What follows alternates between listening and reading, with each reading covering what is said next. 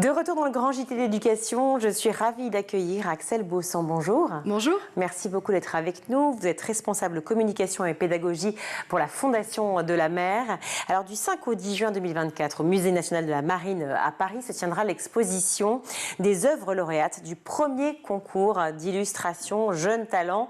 Quel océan pour 2030? C'est organisé par la Fondation de la Mer, justement, le Musée national de la Marine et aussi la Fondation de l'entreprise Glénat. Est-ce que vous pouvez nous présenter ce concours illustration Jeunes Talents? Qu'est-ce qu'on va y retrouver? Évidemment, un engagement pour l'écologie, pour la préservation de cette planète et pour les océans. Oui, tout à fait. On s'est posé la question ensemble avec le Musée de la Marine, avec Glénat.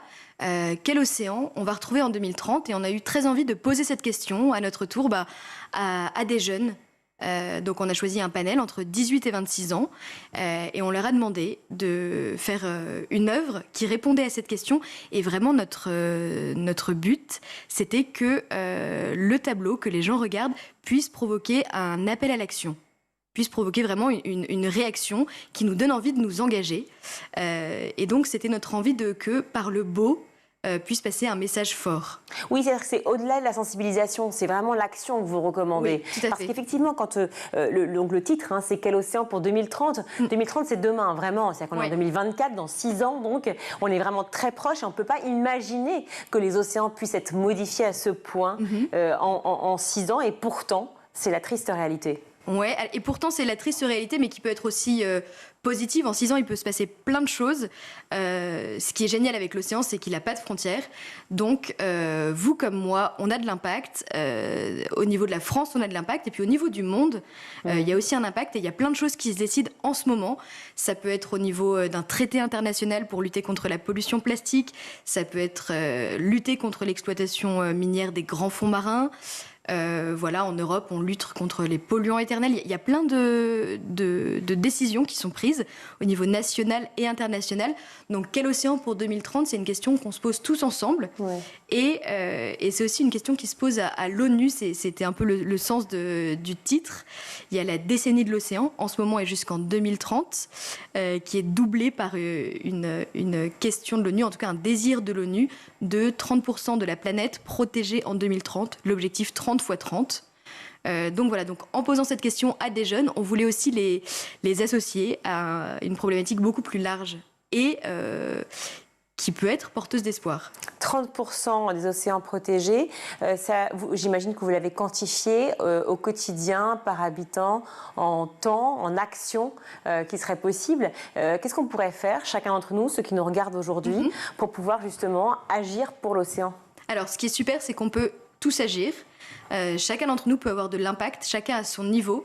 Vous êtes peut-être familière avec le triangle de l'inaction qui dit moi je peux rien faire, c'est les entreprises, moi je peux rien faire, c'est l'État. Voilà, et chacun à son niveau a un levier d'action.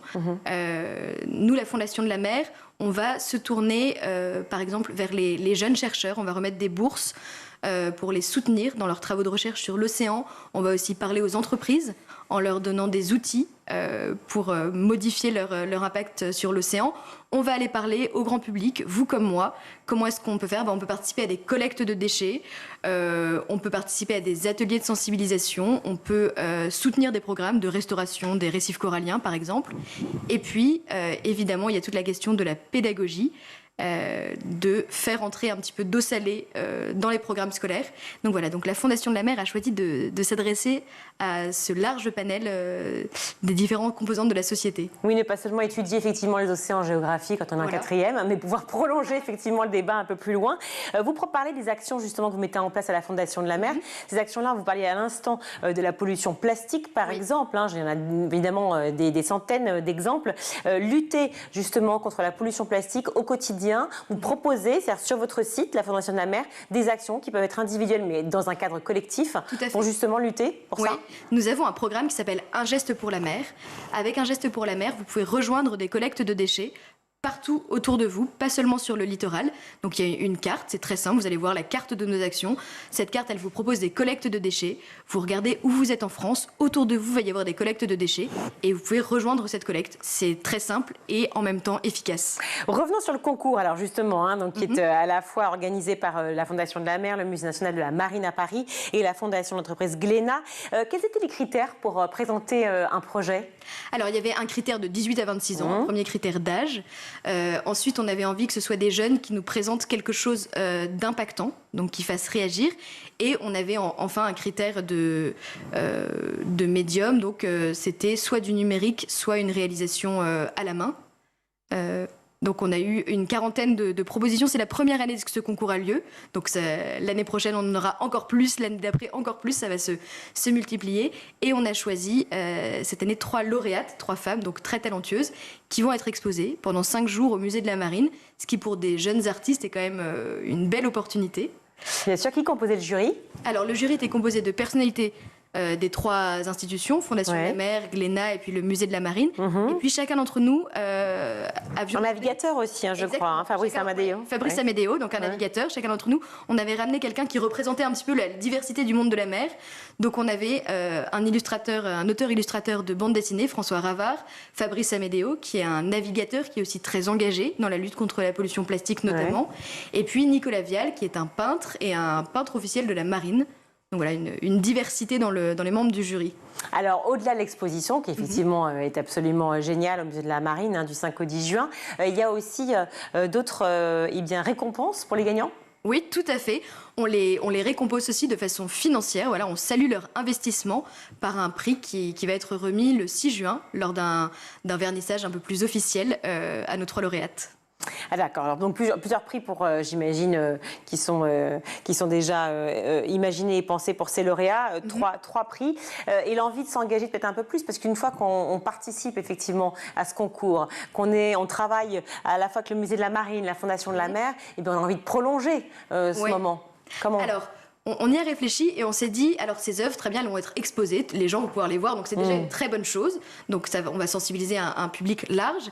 Et nous, ensemble, tous les 3, on a réfléchi, on s'est dit, on voudrait pouvoir ensuite se servir de ces œuvres pour faire une communication plus large. Du coup, on a passé un accord avec ces 3 lauréates, qui est que leurs œuvres, on peut, nous, par exemple, Fondation de la Mer, s'en servir dans des communications futures, donc faire vivre leurs œuvres pour sensibiliser de façon plus large sur les réseaux sociaux, pour une campagne de publicité, pour parler de pédagogie. Enfin voilà, on va imaginer plein de choses avec ces beaux tableaux. Quelles sont les ressources que vous recommandez à la fois aux jeunes et aussi aux parents pour pouvoir mieux comprendre les enjeux de la biodiversité, de la protection des océans, du gaspillage, et de cette lutte ? Ah ouais, c'est une grande question. Je ne sais pas si je vais avoir une réponse précise à vous apporter. Moi, je dirais que la porte d'entrée pour s'intéresser à l'océan, c'est l'émerveillement. Donc, c'est d'aller choisir des choses qui sont belles. Donc, de rentrer par un documentaire, Les Gardiennes de la planète, qui va parler par exemple des baleines, de rentrer par un livre. Voilà, en fait, l'océan aujourd'hui, c'est encore l'espace le moins exploré. Il y a moins de gens qui sont allés au fond de la mer que sur la surface de la Lune. Donc, c'est quand même assez incroyable. Donc, c'est Cousteau qui disait ça. On aime ce qui nous émerveille et puis on protège ce qu'on aime. Donc voilà, comment est-ce qu'on va réussir à sensibiliser des jeunes en les faisant aimer l'océan ? Et en fait, c'est assez facile à aimer parce que c'est fascinant. Alors, écoutez, merci beaucoup. Je rappelle quand même les dates, du 5 au 10 juin 2024 au Musée national de la Marine. Exposition donc des œuvres des 3 lauréates du concours d'illustration que vous avez proposé, du concours Jeunes Talents. Quel océan pour 2030 ? Voilà, organisé par la Fondation de la Mer, le Musée de la Marine et la Fondation de l'entreprise Glénat. Merci beaucoup. J'en profite pour saluer le fondateur et vice-président de la Fondation de la Mer, Roland Coutas. Merci à vous d'être venu sur ce plateau. Merci à Axel Bossan. Je vous en prie. Merci.